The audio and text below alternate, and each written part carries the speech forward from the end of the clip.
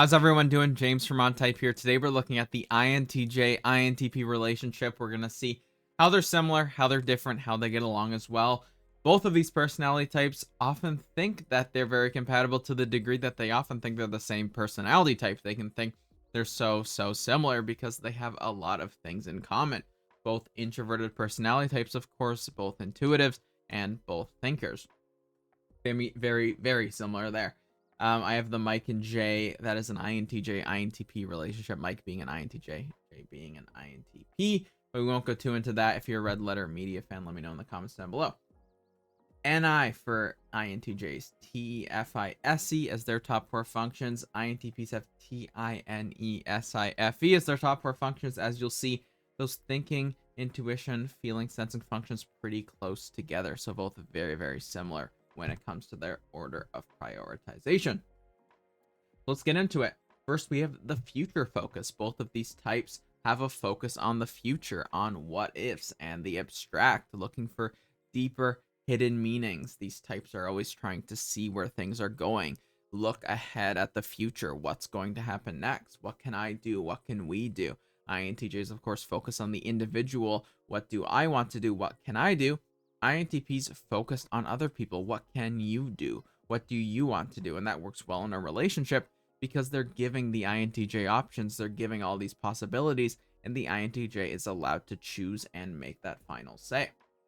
They're theoretical thinkers, right? They imagine possibilities and paths. They like to think about what is theoretically possible, what could be possible, what could be true, trying to imagine these different scenarios, these different things that could happen.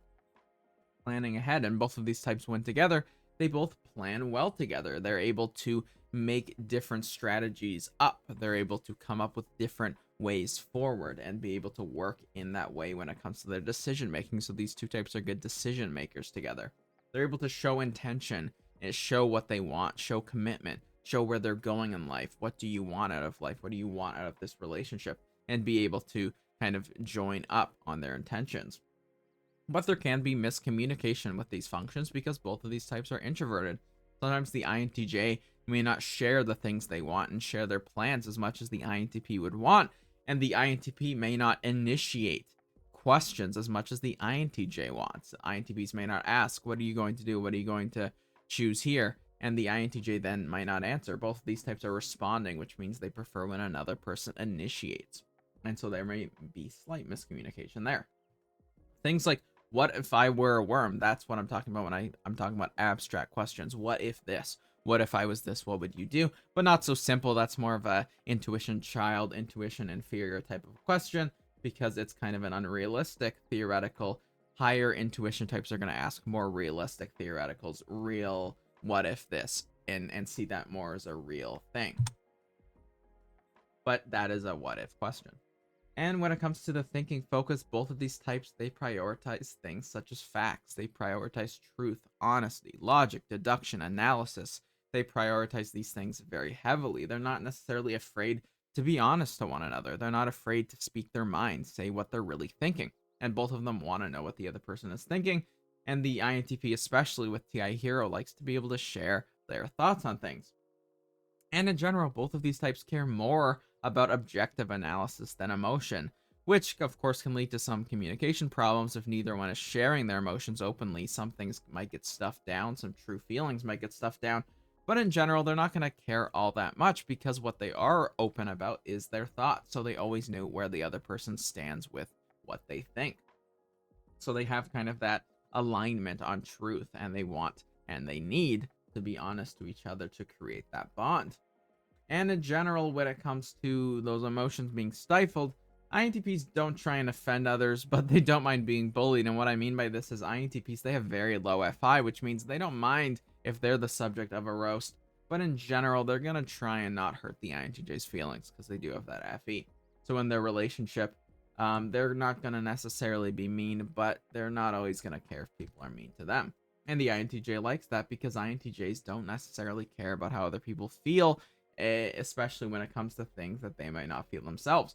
And in general, they have feelings, but those feelings may be deep down. They both rarely talk about their real emotions. They may not necessarily want to have those vulnerable emotional discussions all the time. They might avoid difficult topics and prioritize things like strategy, independence, pragmatism, realism, focusing on things that are a little different, just a different priority there. And they are very independent. They can spend lots of time alone. They can be very used to this kind of a lifestyle where they spend lots of time alone analyzing their inner world, but they can also spend time alone together and can be very comfortable in each other's presence. They might just like doing their own things in each other's company. And they can both benefit from opening up a little bit more to each other when it comes to both the things they want and feel and think and experience all of their functions, because both of these types are introverted. That's one of the biggest barriers to their relationship, is that they're looking for a little bit more of the other person to open up. And when these types do open up a little more, it gains a little bit more access to that compatibility, as they're going to know where the other person stands. They're going to know what the other person wants and what the other person thinks just a little bit more than if they're waiting for the other person to ask.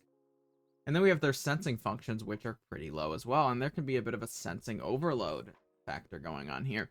Both of these types can sometimes cope with reality, which, as we know, intuitive types, they prefer the abstract. What if, what can happen, what will be better, versus the concrete reality of the here and now.